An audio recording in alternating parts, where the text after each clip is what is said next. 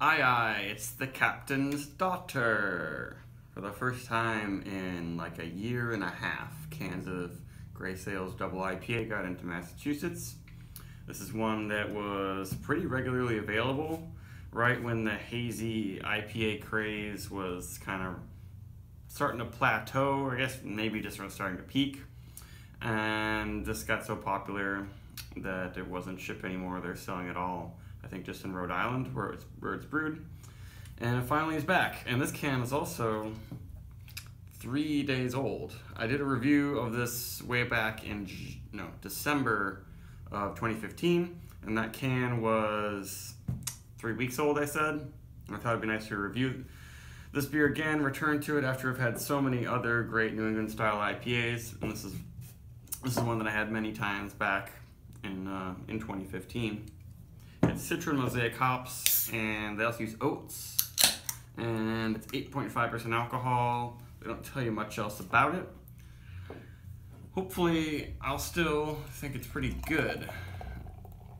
This one sold out within a few hours. They got 5 cases at the store I work, and it actually looks similar to when I reviewed it last. Maybe it's a little bit hazier. The lighting is definitely better right now, and the head is nice. Yeah, it looks very, very nice. Yeah, and it's bringing back memories. And I looked at my review and some other Untappd reviews of this beer when I had it, a bunch of times, and it seems like it's pretty consistent. Tropical, powdery, taffy, bubblegummy almost, juicy fruit, peach rings. It's got all that in the aroma. Yeah, it's nice. With this a little bit of a spicy bite to it, but lots of candied fruit, Smarties sort of things going on in the aroma.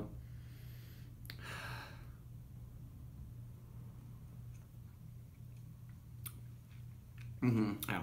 Same thing carries into the flavor. Pretty sweet, but then there's a spicy, boozy bite. It's a little bit more bitter than a lot of other New England IPAs,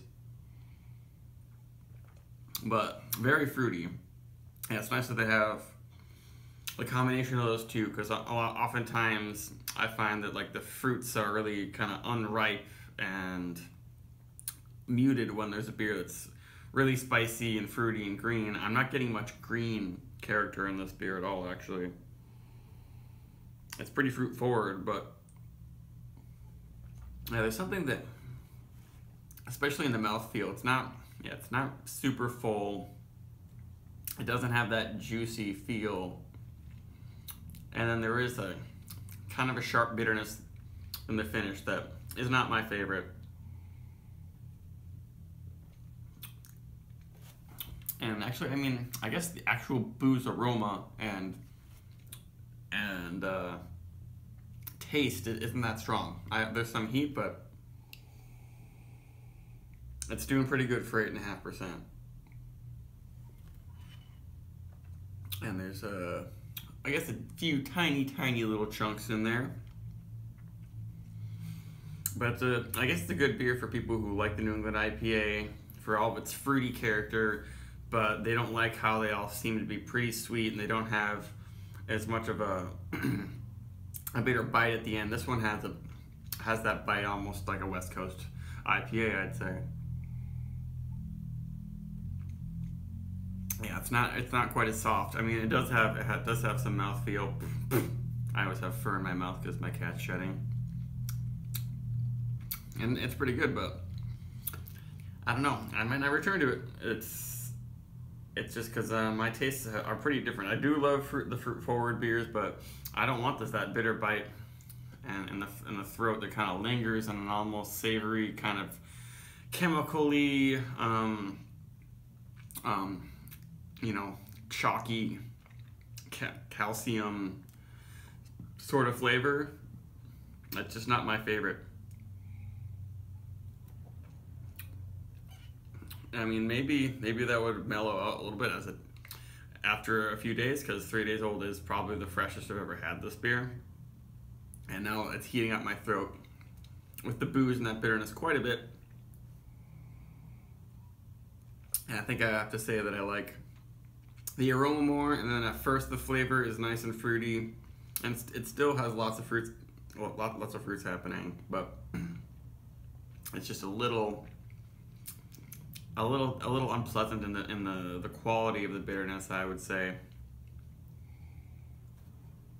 It's definitely a West Coast like bitter hop experience. It's not one of these juicy IPAs that makes it almost seem like it's the bitterness that's actually from a grapefruit.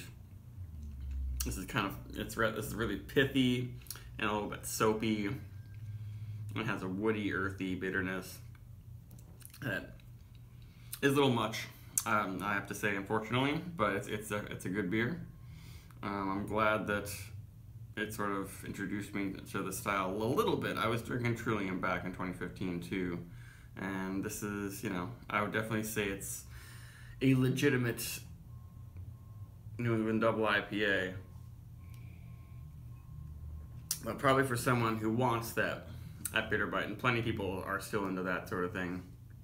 So this might be actually a good gateway beer. Like, actually, my coworker, who is more into the more bitter double IPAs, he's not a huge fan of the New England style. He got one of these cans and said that he really, really liked it. It's probably because it has all this fruitiness, but then it has that resinous, lingering, savory, just straight up alpha acid bite to it that isn't my favorite, but a lot of people would like it. I'd probably give it a similar rating as last time. I mean, I guess a 4, maybe even a little lower, just for my personal tastes. But it's not my favorite, unfortunately. But definitely a good beer. Goodbye.